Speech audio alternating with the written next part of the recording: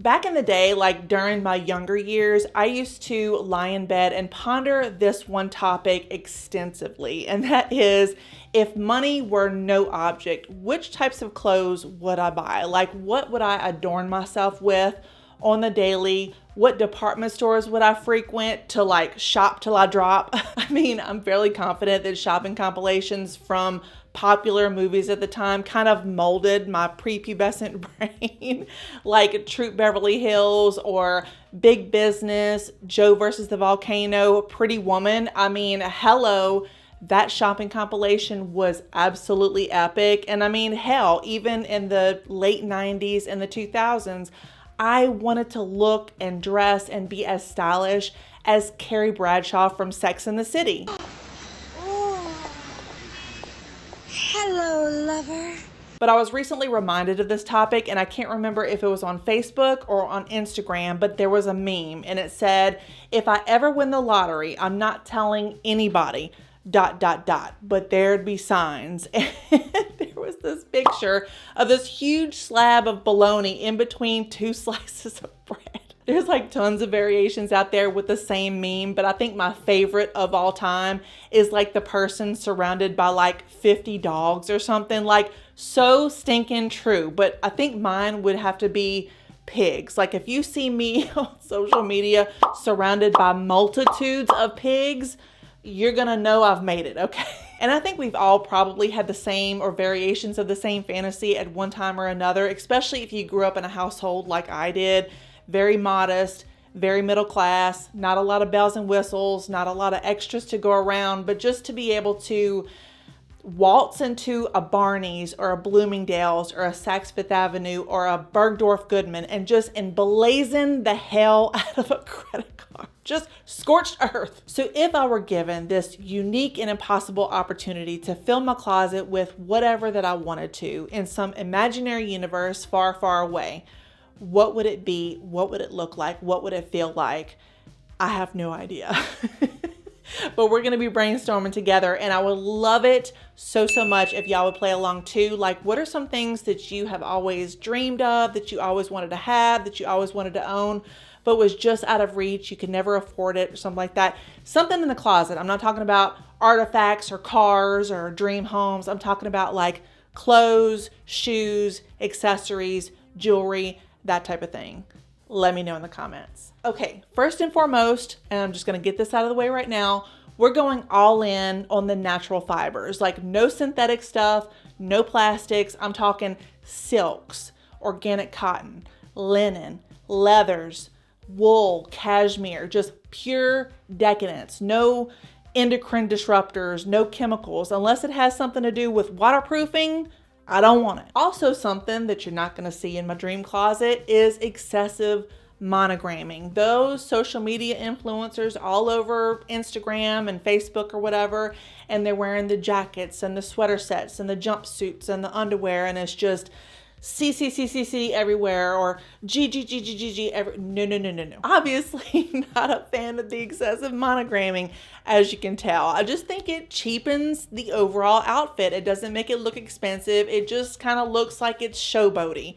And I don't like that. I like quiet luxury, and I could understand it being in moderation on a bag or a shoe or a belt or some other accessories, but not all over everything. Just no. In fact, I think there's going to be a time in the not so distant future where once huge, powerful fashion houses are going to be sold in like stores like TJ Maxx. It's kind of already happening now at TJ Maxx. Actually, if you go on the website, they have luxury goods like Gucci, YSL, Chanel, other brands out there. And, you know, I didn't think that it would be possible back in the day for BCBG Max Azria to be found in TJ Maxx, but yet here we are. Or Ralph Lauren, or Calvin Klein, or Cynthia Rowley, Michael Kors even. So if I had this just unique opportunity to fill my closet with whatever I wanted to from brands of my choosing, one of them would probably be statement pieces from the brand J.W. Anderson, which I mean, he just creates these really unique, beautiful clothes and leather handbags. They kind of err on the edge of playful, but they also have a unique Japanese inspiration. And I would just adorn my closet with so many of his pieces. They're really so good, especially some of the handbags. Like, ooh wee. Also, and speaking of handbags, I cannot forget one of my favorite of all time handbag designers out there, Anya Hyde March. I remember in the early 2000s, it was probably maybe 2005, 2008, something around there. I saw this neon yellow leather handbag hanging behind a window in the mall in Baton Rouge. And I walked in there. It was like magnetism. I walked in there. I looked at the price tag and I turned around and immediately walked out. They wanted $2,200 for this damn handbag, okay? But y'all, to this day, I still think about that damn handbag. Like, I still look up this handbag 20 years later and it has not left my mind. It is so special. I had never seen anything like it. I still, 20 years later, have never seen anything like it. So if I have expendable income, baby, best believe I'm buying Anya Hyde March signature happy face handbag. Now, earlier I mentioned J.W. Anderson, who in my opinion is inspired by a lot of Japanese influence. So I cannot forget, and I cannot not include a Japanese designer, Issey Miyake, into this mix because, oh my goodness, like, whoa Nelly, such a beautiful collection. Now he's passed away. He passed away in 2022. Satoshi Kondo is the new artistic director at Issey Miyake, and they're doing a fantastic job kind of incorporating the soul of Issey Miyake into the brand. The elements, fire, water, earth, air. They just did a collection that was inspired by the intricate folds of paper. I probably should also mention that none of the designers that I've talked about thus far have plus size range, okay? Not inclusive whatsoever. It'd sure be great if they were, okay? And now that I'm thinking about it and the wheels are turning, you know, we're grinding, we're smoking here. I have to include a brand that when I became privy to it, I never would have thought in a million years that they would have succeeded. And now I go on their website and I want everything. I love everything that this brand puts out. And that is Stella McCartney. I mean to tell you, I am stalking Poshmark and eBay probably weekly, looking for bags, looking for shoes, looking for accessories because I need. Everything is just so chic. And I go on their website and they have sets that are beautiful and they're distinct, but they're also perfect for every day. And they just fit my feminine style as I sit here right now. And you know, I just want to own one piece or maybe just everything. I just want everything. Now, since we're living in my brain and I can kind of buy and choose what I want to in any timeline, I'm going to also include Ralph Lauren and Calvin Klein, but not the Ralph Lauren and Calvin Klein of today because they've gone off in some Back to the Future parallel universe. They're in Biff land right now, okay? I'm talking about the Ralph Lauren and the Calvin Klein of the 90s in like the supermodel era of the Christy Turlington, the equestrian, regal, just Connecticut goodness. You know what I'm talking about?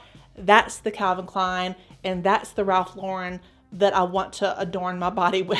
Honestly, there is so many other brands out there that I haven't even mentioned. I haven't even scratched the surface on, honestly. Y'all are probably screaming at me like, Hermes, Hermes. I know Hermes is having their moment in the sun right now with all the influencers posting on social media, but I could not have more of a disdain for the brand. I just cannot get behind a brand that creates this weird false exclusivity to embarrass and demean their clientele. I just don't understand it. They actually make you enter a lottery just to get an appointment in some cases. And just say it was a good day, you won the lottery, then you can go in and you can have your appointment, but you can't buy what you want because you have a $100,000 threshold that you have to spend in the store to get the bag that you want. So you spend $100,000 of junk that you don't need. You go in to another appointment. You want this bag with this color, with this hardware. Nope, you can't have that color. You can only have the color with the materials and the hardware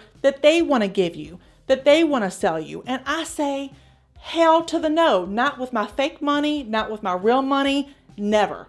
Never, never, never. Hermes would never get a dime of my money. Why am I getting mad? I have to say, y'all, that this was probably one of my favorite videos to film of all time. Like, this was a lot of fun just to think and to brainstorm and to make believe. And I know it's probably not going to get a lot of views, and that's okay. But I have to say, I want to do something like this again, but maybe in a haul style. I don't know. But I would love to know, like, which items are your dream items? Which items would you love to have? As I mentioned in the earlier part of this video, let me know. Participate in this exercise. It's a lot of fun. I want to hear all your dreams and wishes, okay? So thank y'all so much for watching. I always appreciate each and every one of you. Please stay safe and stay healthy in this wild, crazy, weird world that we're living in. And I'm going to be seeing y'all very, very soon.